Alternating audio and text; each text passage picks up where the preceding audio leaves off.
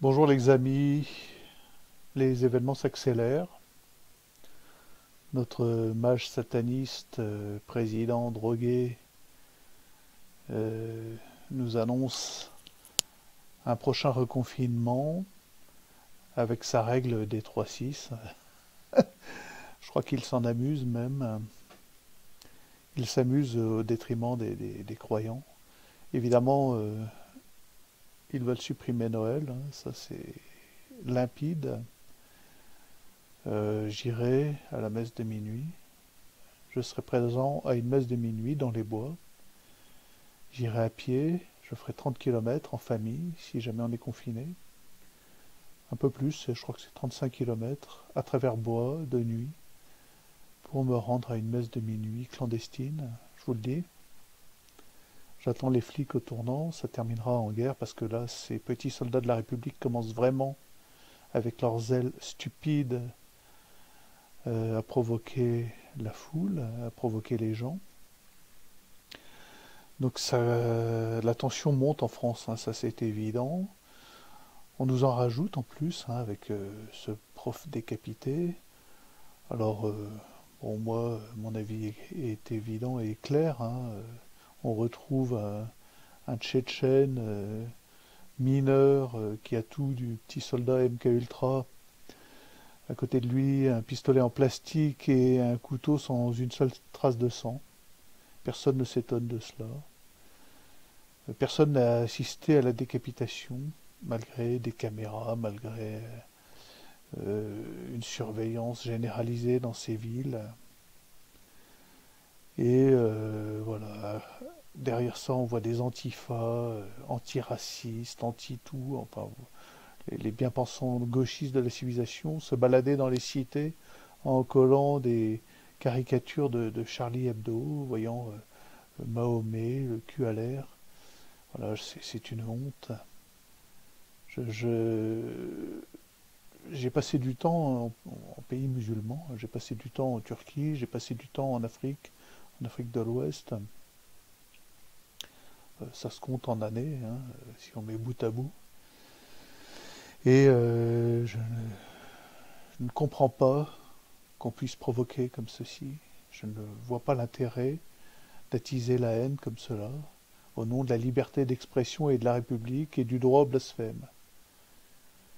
Moi je vous le dis, hein, je trouve ça hallucinant. C'est une incitation à la violence, c'est une incitation à la guerre civile. Et voilà, donc tous ces idiots utiles ne comprennent pas que cette décapitation n'ait été finalement qu'un leurre pour masquer l'effondrement économique qui est en train d'arriver, l'effondrement social, l'effondrement spirituel de notre pays. Et parce que je le répète, si on ne regarde pas le sacrifice du Christ à la croix, on ne peut rien comprendre et rien résoudre à la crise actuelle. Rien. Voilà, tout est lié au sacrifice du Christ. Tout est lié à l'incarnation du Verbe. Tout est lié à l'histoire spirituelle du monde. Tous ces événements sont attachés profondément au christianisme et on assiste à une lutte spirituelle, une lutte contre l'esprit aujourd'hui. La seule réponse, c'est la royauté du Christ sur la France. C'est la seule réponse possible. C'est pas avec plus de laïcité et plus de caricatures de Mahomet qu'on amènera une paix sociale en France, un bon vivre en France, comme on a pu le vivre dans les années 70-80, où c'était le pays de cocagne, où on pouvait se balader dans les rues à 2 heures du matin, laisser sa maison ouverte, sa voiture ouverte, saluer les gens. Voilà, aujourd'hui, les gens vivent dans une peur, sont terrifiés, c'est consternant. Je viens de traverser la France à vélo, là, cette semaine. Donc, de Cise à Nantes, pardon. Par la Loire, j'ai assisté à un spectacle hallucinant, des gens terrifiés sur les digues, masqués jusqu'aux yeux, au milieu de nulle part. est terrifié, hein. C'est une terreur sans nom, provoquée par notre mage sataniste, macroniste, macronien, Macron, drogué, halluciné, enfin le fou de service, qui s'amuse, hein, il s'amuse avec sa règle des 3-6, il s'amuse à provoquer, il s'amuse, personne ne réagit, tout le monde a peur d'un virus. Vous avez peur d'un virus, c'est fou. Mais réfléchissez à ça, quoi. Vous avez peur d'un virus, les gens? Sérieux? Vous avez peur d'un virus? Je n'arrive pas à comprendre le concept. Ce qui peut induire une telle peur en vous. Vous n'avez pas peur d'aller en enfer? Vous n'avez pas peur de participer à une civilisation qui avorte des enfants à 9 mois? Enfin, qui les assassine, qui assassine vos anciens en EHPAD avec interdiction de les enterrer chrétiennement quasiment, avec des drogues comme le Rivotril. Vous n'avez pas peur de collaborer au mensonge total, parce que pas un mot de ce qui sort de la bouche de Macron, pas un mot de ce qui sort de sa bouche, pas un mot n'est vrai. On ne peut pas adhérer à une seule de ses paroles, même si il peut y avoir un fond de vérité, comme un pseudo-virus. Toute cette vérité est déformée, tordue, et même cette vérité est fausse. C'est une évidence. C'est une évidence. Derrière chaque parole de Macron, il y a un complot, c'est lui le complotiste. Il y a un complot en vue d'une domination de Satan sur le monde. Voilà, bienvenue dans le nouvel ordre mondial, les gens. Alors ça vous plaît, hein, les 6 premiers mois de nouvel ordre mondial, là? Bientôt un an, hein, dans 6 mois, vous serez vaccinés, pucés, parqués, toutes vos libertés seront supprimées, pour votre liberté, hein, d'ailleurs, et votre sécurité. Donc vous aurez ni l'une ni l'autre, ni la sécurité, ni la liberté, ça, soyez-en assurés, si vous ne vous battez pas, si vous ne vous réveillez pas tout de suite. Voilà. On vous fait des profs décapités, on vous prépare des guerres civiles en collant des provocations dans les rues. Mais moi, je voyais une vidéo de deux espèces de folles alliés gauchistes dans une cité, plagardant, affichant, collant des feuilles avec Mahomet le cul à l'air, et ça on a le droit, c'est marqué en gros. Et puis il y a un petit jeune de banlieue derrière qui suit en disant mais madame, qu'est-ce que vous faites? Et vous êtes folle. Et les deux folles qui se retournent en disant ah, ne me touchez pas, hein, c'est la liberté d'expression, vous devez respecter la liberté d'expression. Mais vous êtes folle, mais vraiment vous êtes folle. Moi ce jeune derrière vous bute à coups de machette, je ne vais pas pleurer sur votre sort. Sérieux, hein. Je dis, vous l'avez cherché. Et ça dégénère, ça part en guerre civile, c'est votre responsabilité totale. Vous êtes fou, fou allié. La seule réponse à apporter à ces gens-là, ce sont des enfants, les musulmans. Ce sont nos enfants. Ce sont les enfants du judaïsme. Ce sont les enfants des juifs. Ce sont les enfants de la synagogue de Satan qui se retournent contre eux. Alors ça, c'est drôle. Mais la seule réponse à leur apporter, c'est l'amour de Jésus-Christ. C'est l'Eucharistie. En ce moment, c'est des dizaines de milliers, des centaines de milliers de musulmans qui viennent au Christ. Le Christ, c'est plus facile pour lui de convertir un musulman, de l'amener à lui, qu'un juif de la synagogue. C'est bien plus facile. C'est évident. Mais c'est pas un ou deux de temps en temps, c'est des centaines de milliers de musulmans qui viennent à Jésus en ce moment. Parce qu'on vit une guerre spirituelle. Et la seule réponse à apporter aux problèmes du monde aujourd'hui, c'est le christianisme. C'est de devenir catholique, c'est de revenir au sacrement de l'Eucharistie, c'est de revenir à se remettre entre les mains de l'Immaculée Conception. C'est la seule voie possible pour la France. Et c'est sûrement pas en mettant à notre tête un nouveau mage sataniste de la synagogue. C'est impossible. Tout ce qui n'est pas en Christ est condamné d'avance.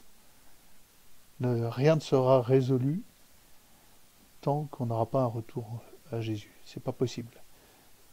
Toute notre histoire tend à l'absolue nécessité du christianisme pour l'humanité. Tout, tout. Et aujourd'hui, on vit un point d'orgue. On vit une preuve formelle de cette nécessité.